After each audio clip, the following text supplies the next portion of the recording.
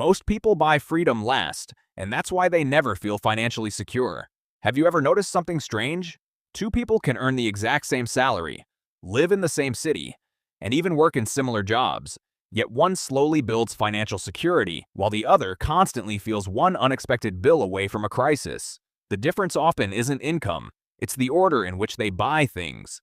Most people spend years buying comfort, convenience, and status first, and they leave freedom for later. The problem is, later rarely comes. Imagine someone named Alex. Alex is 29 years old and works in a decent office job.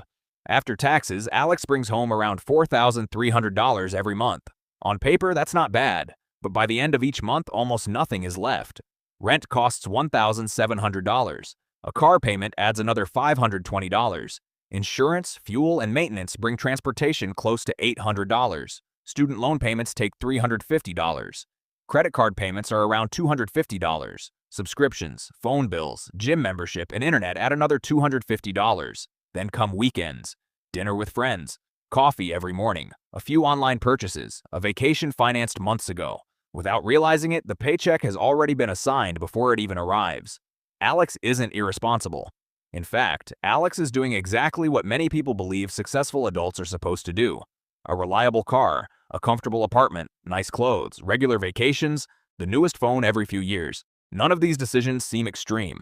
That's exactly why they're dangerous. Here's the hidden financial mistake. Most people don't buy assets first. They buy obligations first.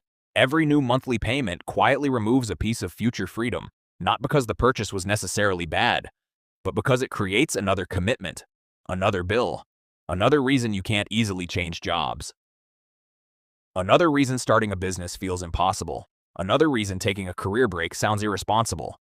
Freedom slowly disappears, not through one big decision, but through dozens of small monthly commitments. Let's look at the math. Imagine you finance a car that costs $550 per month for 6 years. That adds up to nearly $40,000 after interest and related costs. Now imagine instead that only $400 each month had gone into a diversified investment earning an average annual return over several decades. The difference after 25 years could easily reach hundreds of thousands of dollars through compound growth. The point isn't that cars are bad, or that nobody should enjoy life. It's that every dollar has two jobs. The first is buying something today. The second is buying options tomorrow. Most people only notice the first. Financially secure people think about both. So why do intelligent people keep making these choices? Because money decisions are rarely mathematical. They're psychological. We compare ourselves with coworkers. We notice what neighbors drive. Social media quietly raises our definition of what feels normal. A fully paid off used car doesn't receive many compliments. A brand new SUV usually does. Living below your means rarely gets attention. Looking successful often does. Human beings naturally seek belonging. We don't want to feel behind, so we spend to reduce discomfort today. Without realizing we're increasing financial pressure tomorrow. Ironically, many purchases that promise peace of mind eventually create anxiety, not because they're unaffordable, but because they become permanent. Over time, this creates a lifestyle that's expensive to maintain. A promotion no longer feels exciting because the extra income disappears into higher expenses. Changing careers becomes risky. Taking time off feels impossible. Unexpected emergencies become stressful. Retirement keeps moving further away. Many people believe they're chasing financial security, but they're actually chasing a lifestyle that requires constant income just to survive. That's a very different thing. People who quietly build wealth often think differently. They don't ask, what can I afford this month? They ask, what kind of life will this decision create 5 years from now? They understand that real wealth isn't always visible. Sometimes it looks surprisingly ordinary. A modest apartment, a reliable older car, money invested before it's spent, emergency savings that nobody sees, the ability to walk away from a stressful job, the freedom to say no.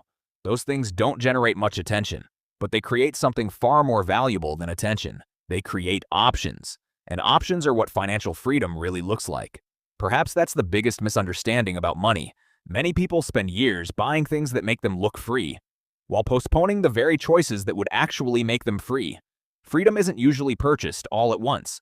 It's built quietly through small decisions repeated over many years. Not exciting decisions, not glamorous ones, just thoughtful ones. Because in the end, financial security isn't determined only by how much money you earn. It's shaped by the order in which you choose to spend it. if freedom is always the last thing you buy, it may always feel just out of reach. If you enjoyed this perspective and want more thoughtful conversations about money and financial psychology, consider subscribing for future videos.